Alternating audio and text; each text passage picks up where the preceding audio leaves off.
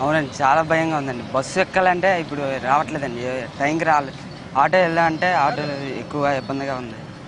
చాలా ఇబ్బందిగా ఉండడం వల్ల రావడం కుదరట్లేదండి. బస్సులు అంటే అక్కడ బంద్ చేయడం ఉండట్లేదండి. ఎగ్జామ్గా ఆ టెన్షన్ ఉంటే ఈ టెన్షన్ మళ్ళీ చాలా ఇబ్బందిగా ఉందండి. అదే గవర్నమెంట్ మేము శ్రీకాకుళం నుంచి వచ్చామండి. శ్రీకాకుళం 4 గంటలు వేస్తే వైజాగ్ చేరుకునేసరికి 8 అయ్యిందండి. మరి ఈ టైంలో గవర్నమెంట్ వారు దీన్ని స్పందించి స్ట్రైక్ కాలప్ చేసి మరి పిల్లలందరినీ మరి రిటర్న్ వెళ్ళాలంటే చాలా ఇబ్బందిగా ఉంటుంది. దీన్ని మరి పిల్లలు చాలా సఫర్ అవుతున్నారండి. బస్సుకి రావాలంటే 150 రూపాయలు ఛార్జ్ తీసుకుంటున్నారు.